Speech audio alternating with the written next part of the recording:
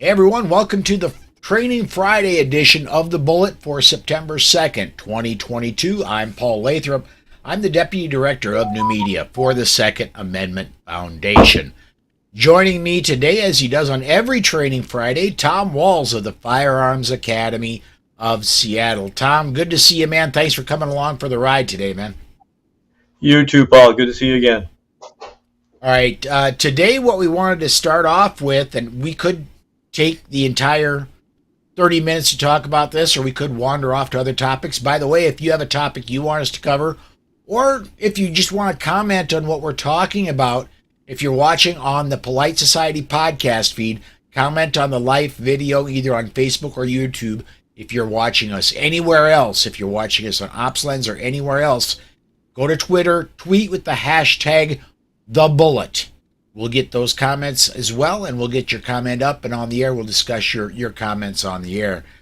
Tom, children and guns. This is, not everybody's like you and me and an old white guy and all their kids are grown and gone. A lot of firearms owners are of, the age where they have children that are in the house. It creates a bit of a challenge. What, you've got kids, let's say you've got kids between the ages of 3 and 18, and you've decided that the best way to protect those kids is firearms. I happen to agree with you, but that also creates challenges. There's an age where you don't want the kids to have any access to those firearms. What's your recommendations, man? Well, first off, let me agree with you that some people make the decision. We have to understand some don't. My own son is very anti-firearm, and given that he has taken some professional training from me and from others and has made that choice, it's not the choice I would make, but it's his choice, and we have to respect other people's choices not to.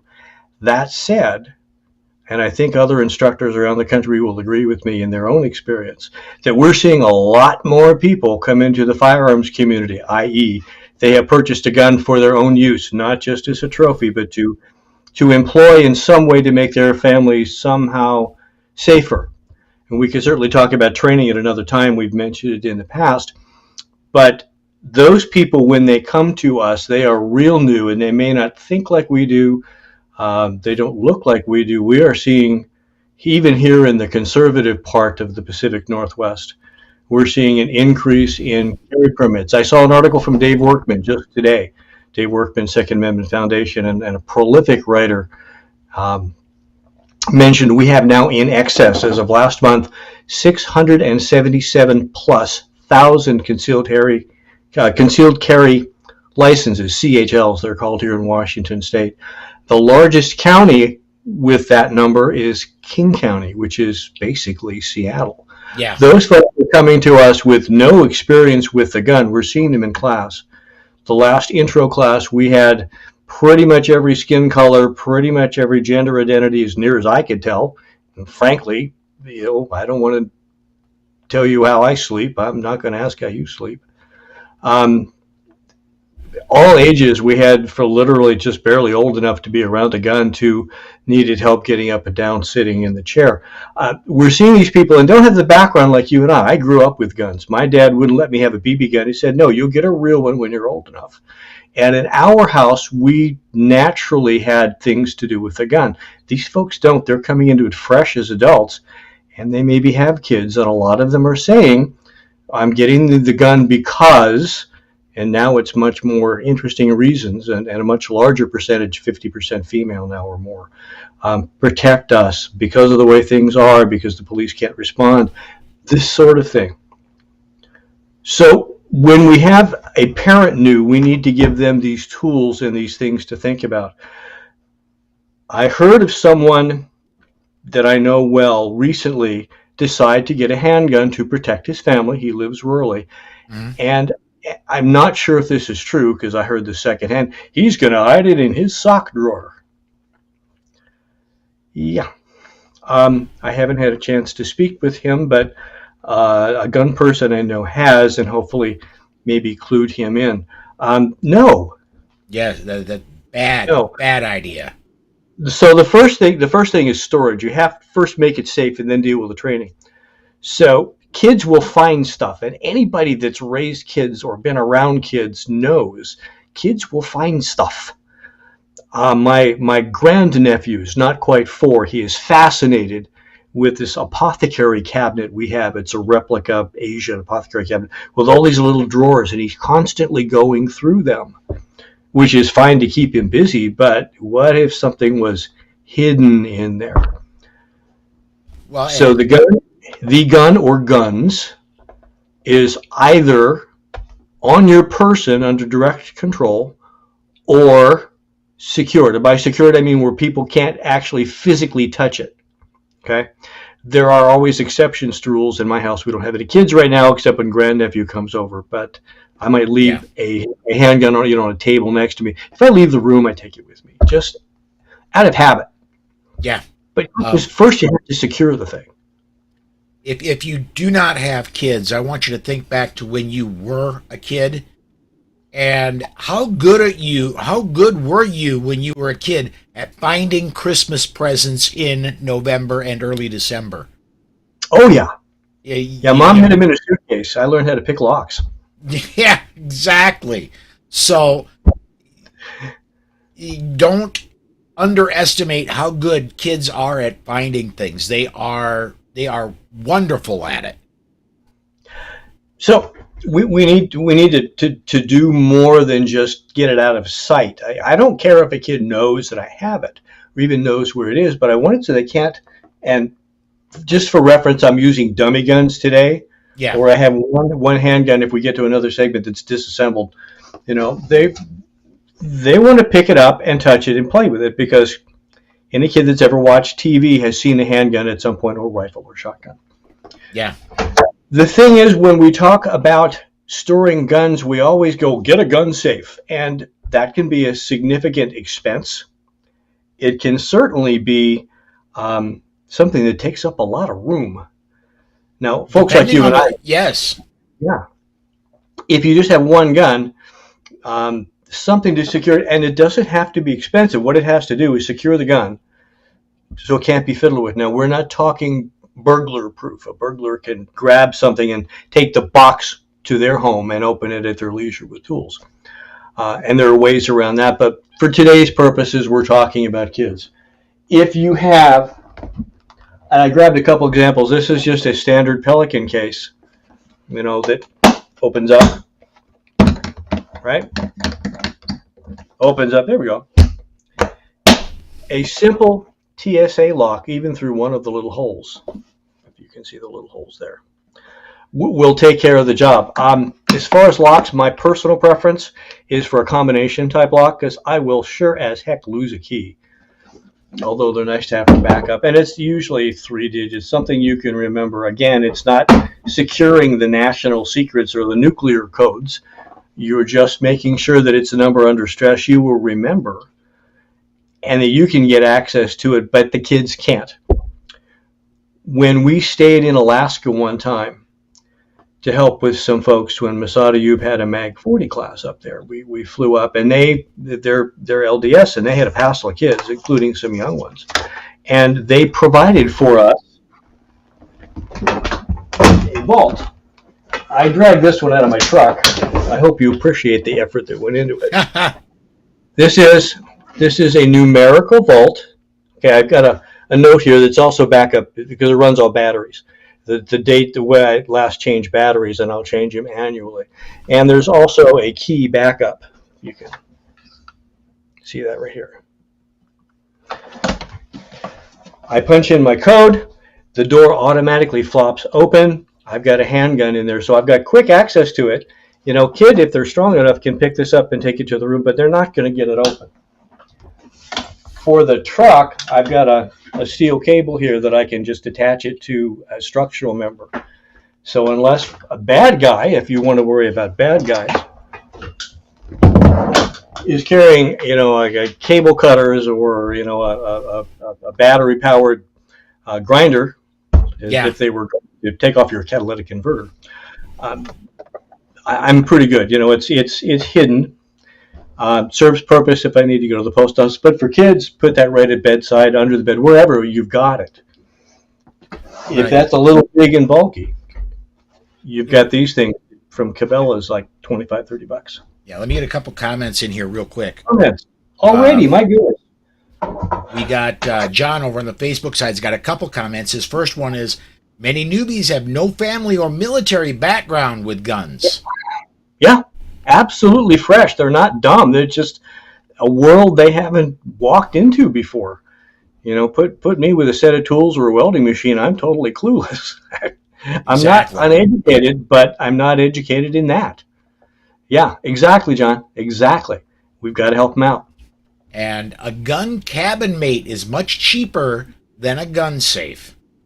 I'm not familiar with a cabin mate. Is that Yeah, chime in on that one, John. Is that a brand or is that a particular style?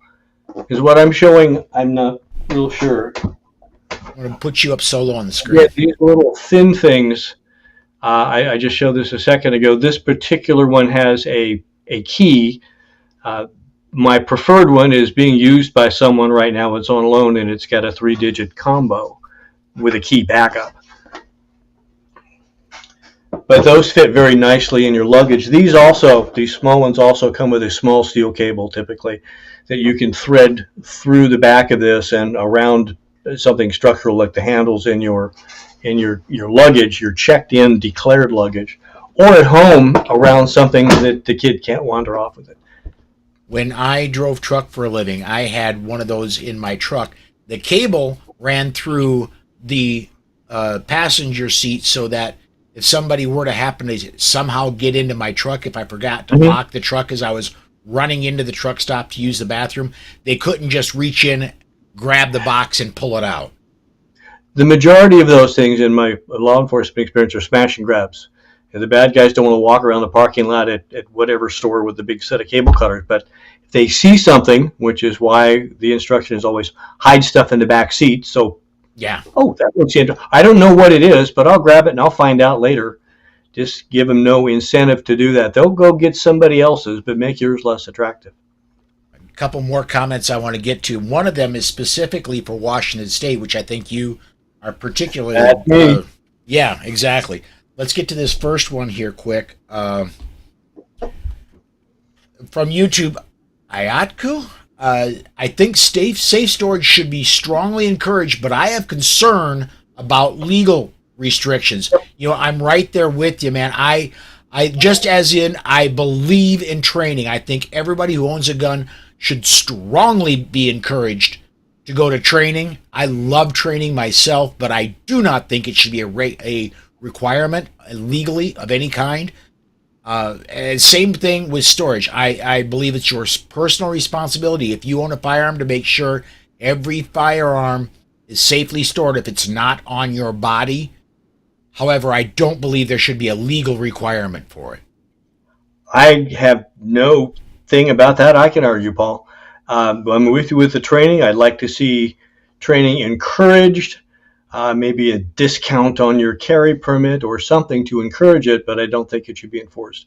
Considering I'm in the business of training people and I make money off of it, it would be self-serving to demand that. But as a small L libertarian, you know, you get to make the choice because ultimately the responsibility is yours. You're in a confrontation and you're untrained. That's your choice. The same thing with storage and getting back again to little kids. God forbid, and it does happen, God forbid your kid or your grandkid or your neighbor's kid or some little child innocently fiddles with something that you left accessible to them and they die. Yes. And it happens. What worse punishment could there be for any person of any moral standing at all? It's a moral responsibility, and the fact that we have to make laws for that always seem to be for the other person because I would never do that, or I don't own a gun at all. We have to take a moral stand on a lot of what we do because we have that power. We have that tool that can defend innocent life, but it can also take it, and we have to recognize that we're responsible for that. Absolutely. Let me get another comment in here. This is also Ayatku. over on YouTube side. In Washington, we recently got the standard capacity band, and there seems to be safe storage requirements for magazines, which by themselves are harmless. Is that true? Is there a safe storage requirement for magazines? I haven't had that reading of it, and frankly, the question hasn't come up before. Um, I'll have to review it. I don't want to give you a BS answer to look like I know what I'm doing, because I'm not sure. The whole magazine, just for explanation for those of you outside the great state of Washington. This was fairly recent. It was last July that this came about, and the law forbids the sale, transfer, manufacture, and importation, which pretty much covers any way you can obtain one, of magazines with a capacity of greater than 10 rounds. It doesn't specify the type of firearm. So those of us that knew this was coming stocked up on what we needed, because magazines are expendable. They eventually wear out. As far as the storage of those, I don't know. I would be grieved if I had one stolen or lost, because they are not cheap. At least the good ones aren't. I know in the run-up to that going into effect, Gun Mag Warehouse had a partnership with the Second Amendment Foundation where every standard capacity magazine that Gun Mag Warehouse sold with the SAF logo on it, they made a donation to SAF to help fight these laws in Washington State and elsewhere. And by the way, there are active lawsuits that are seeking to knock down these magazine restrictions. And Tom, I got to tell you, speaking personally as Paul Lathrop, I believe those laws are going to go away sooner than later.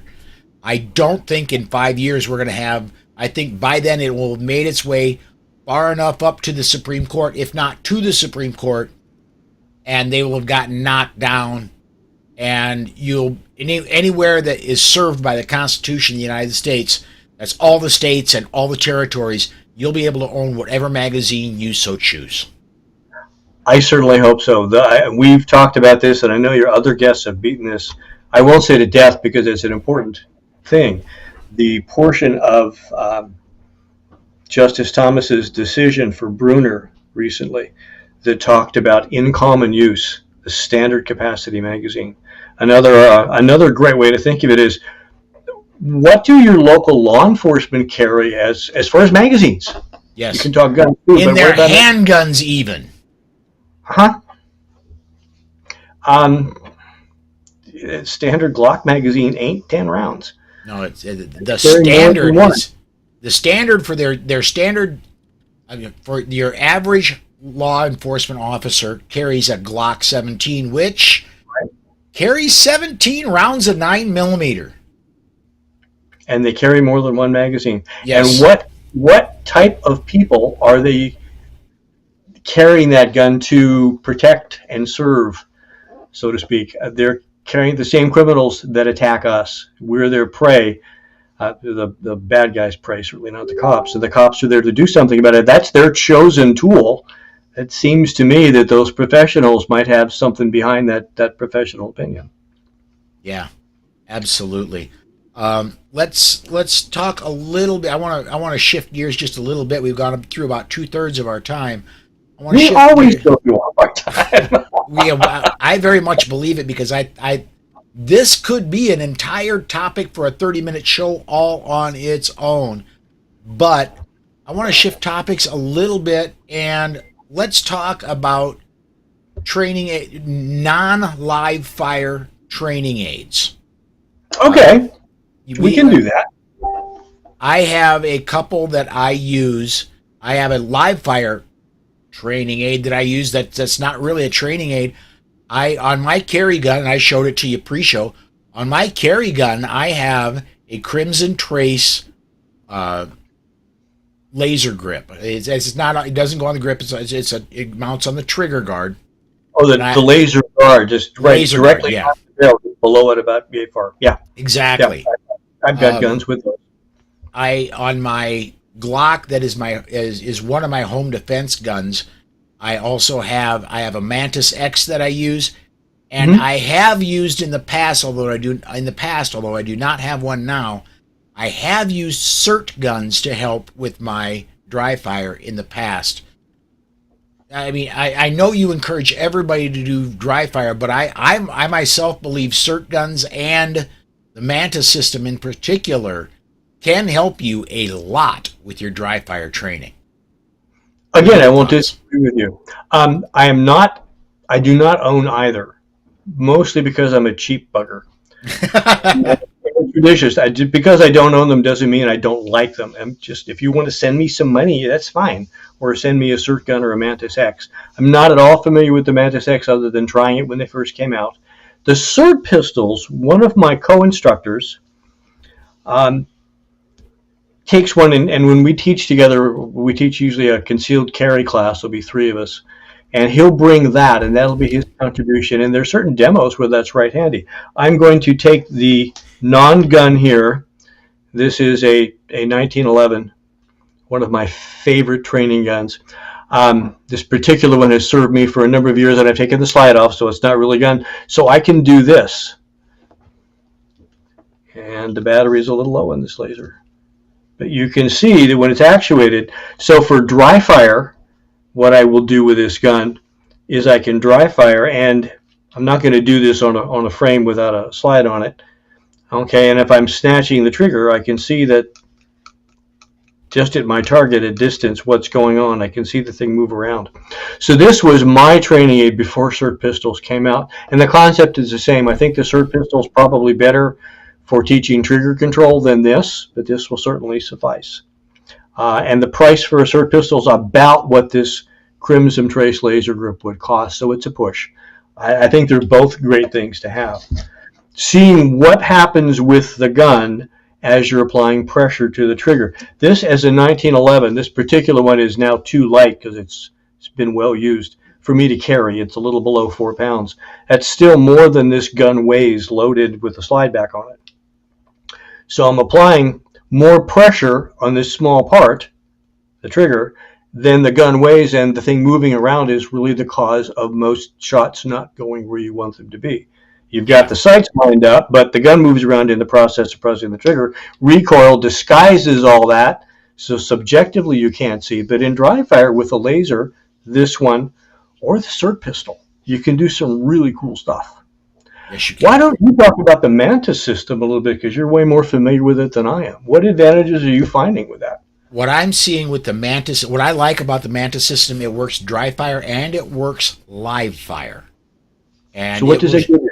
it'll give you exactly what you're doing with the firearm. For example, if you are jerking the trigger, it will diagnose that if you are holding the firearm too loosely and it's getting excessive flip, it'll let you know you need to grip the firearm more securely. If you are anticipating recoil and jerking the gun down, it'll let you know that as well. It helped me a great deal when it first came out. I've not used it a lot, but I got one of the Mantis X10s, which is the most advanced one. I just haven't. I got it right about the time I had my stroke, and I haven't got it into use since then. I've gone to smaller guns, and they don't. The one I have is for a full size gun. So. So there's a motion sensor, as I understand it, Yes. in the module that fits on the gun that senses the motion in addition to any recoil. That's Yes. kind of cool. What's that display on? It's on your phone. It just goes right to your phone. Let me get a couple of comments in here. I'm going to start with Robert from YouTube here, and he says, "My problem is the jerk behind the trigger." That can be the problem after a shooting too, Robert. And I want to get this one. This is kind of a political one, but if the AFT is considering ARs with pistol braces as short-barreled rifles, and there are millions of them in use for lawful purposes, doesn't that preclude a ban/tax on those items? And he followed up with that would be short-barreled rifles. You know, I would think so. I need to, just as I do every other Friday, the Friday that Tom is not with me, I need to say, I'm not an attorney. This is not legal advice. If you need legal advice, seek an attorney in your jurisdiction. But I would tend to agree with you, Robert. I would tend to think with as many of the AR pistols as there are out there, as many as the braces are out there, I would think that would fall into common use. Again, that wonderful phrase from Justice Thomas. Um, Again, I'm not an attorney either. However, I would hate to be the test case. Yes. As an instructor, if that question came up, my advice will be, I'm not an attorney and I wouldn't want to be the test case, but if you choose to own one, don't be posting pictures of it on social media, and don't be talking about it on social media. Be a little circumspect in what information you give out. Absolutely. And I think that the courts just, and I don't know how much of this is wishful thinking on my part, but it seems to my little gray cells that, yeah, that's true. If we can, in common use, I think would come up. Um, and every once in a while you hear from somebody that says, I have X, Y, or Z gun, and usually they're on the lower end of the price spectrum. And I've shot a lot. Recently, I found if I hold the trigger just right, the thing goes full auto. My advice immediately would be A, get it fixed, or B, shut your mouth. I had that happen. I had that happen with an aftermarket trigger on a 5.56 rifle, and I'm not going to mention the brands of either one because it wasn't the fault of either one. The manufacturer was a stand-up manufacturer. I said, hey, this thing's doubling and tripling, and by having the email, I documented I was aware of it, was trying to do something about it. And they immediately said, take it out of the gun, send it back. We'll replace it or refund at your choice. And they did. Again, a quality manufacturer will do that. And most of the manufacturers in the firearms industry that have been around a while are pretty decent, because in our world, your word counts for a lot and your reputation counts for a lot. It does. It does. But again, yeah, don't. You talk about all the really cool guns people buy. If they just take all the money they would spend on gewgaws and gold-colored barrels and cup holders and chainsaws, crap, they hang off the rifle. Keep it simple, and spend it on training. They'd have better results. It's not the gun. One of the things I really hate to do on the line when I'm teaching is somebody will say, and I bet you've run into this too, and I know a lot of you guys out there have, oh, my gun, man, there's something wrong with it. The barrel's shot out or it's screwed up. It's always shooting low and left. Of course, they're always right-handed. Yeah. Would you shoot it for me, Tom, just to see? And I'm going, oh, you really want to do this? Almost always, it's not the gun. I think maybe once every couple of years, it turns out that the sights are really that messed up. But yeah, put the money into training and maybe save up another month or two and get a better gun. Also had a student come to a rifle class one time, and he was in a profession where he had a lot of disposable income, and it showed on his rifle. His rifle had everything on it you could fit on the rail. It was, it had a big scope and a bipod and all the short range stuff and all the long range stuff. Was very confused. He couldn't run that thing for crap if he had just left that stuff off and come to more classes and ball for him. But it's Let just me get a couple more comments in here real quick. Robert, when we were going back to, we're not an attorney, he says, Robert says, I am an attorney, and no, I don't like the taste of puppy meat. So, and he also followed up with, I don't have an SBR or even pistol bills, but I think they're shooting themselves in the foot by treating them as SBRs. I would tend to agree with you. I really would. And George, I love this. George says, I like my cup holder bayonet. There you go. I've often said, you often see people with these ARs that are just tricked out with everything you can get on their quad rail. I want an under barrel burrito holder, man. You get the barrel hot enough, it'll even keep your burrito warm enough for you. Yeah, I'm getting older, and I like my rifles real simple. I think it's cheaper and more cost effective to have a long range rifle and a short range rifle. But I have in the past been guilty of putting crap on my handguns, and that's as much as I'm going to confess. None of it was illegal, but a lot of it was really, really foolish. One more, and then we're going to go ahead and sneak out of here. John over on the Facebook side says, it's not the arrows, it's the Indian. I'm 100% in agreement with you, man. I have seen people do really, really fine pistol work with really simple pistols. I've got some really nice pistols. I can't shoot up to them. I can do fine with a stock Glock or an M&P if I do my part. All right, so we're down at the bottom of the hour. I want to now. We talked pre-show, and you do have the one course that I absolutely love that I will be going back to again. You have an active shooter interdiction course yet coming up this year at Firearms Academy of Seattle, right? We do, and I apologize, to the director and owner, Bill McCormick. Boss, I screwed up. Last time on the podcast, I said we didn't have one for the rest of the year. I was wrong. I misread the calendar. The first weekend in October, the 1st and 2nd, we have our level 3 class, which requires background check, an active shooter interdiction class. It's 2 days long.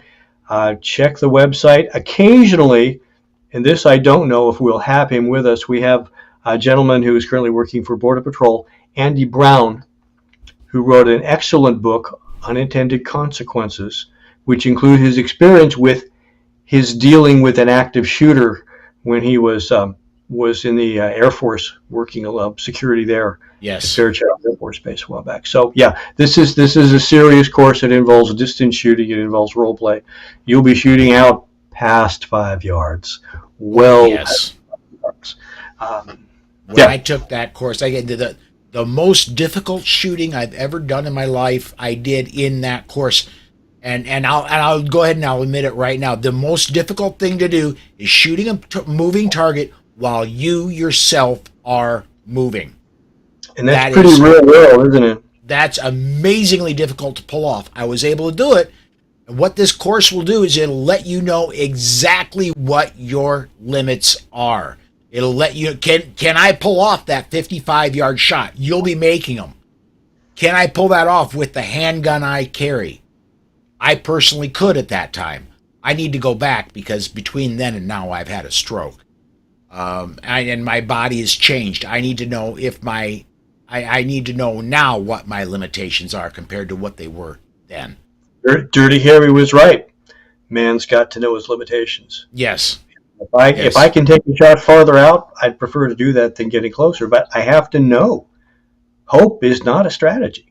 Yes, absolutely. Anyway, we have that class. We've got our usual complement. Oh my gosh, we've got our Introduction to Handguns class. We're still running those as long as we can into the year with as much demand as we have. I hope all the other gun schools are seeing that too. We have Tim Herron coming out later in October.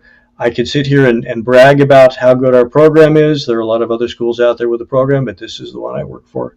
Check our website, firearmsacademy.com. Very cool. Tom, again, thanks for taking your time to talk to us.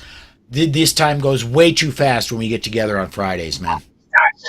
We never really got into the kids thing. I'm hoping that your listeners will take our request seriously. If you want to see more on a topic or other topics you're curious about, drop a line to us. Yes. Get hold of Paul and say, hey, get rid of that Tom guy, but talk about this. We always end up with less time than we want on an episode. Yes. And I do have to get out of here because we do have Women for Gun Rights coming up, but I've got to clear the channel for that. But that's going to do it for today. No, because it's a holiday weekend and I couldn't get anybody to come on with me tomorrow, there's going to be no weekend edition of The Bullet tomorrow. And Monday's a holiday, and I want to take a holiday off, so no Bullet, no Polite Society on Monday. I'm done till Tuesday, so everybody have a great holiday weekend. Have a great Labor Day. We'll see you Tuesday. Until then, everybody, thanks for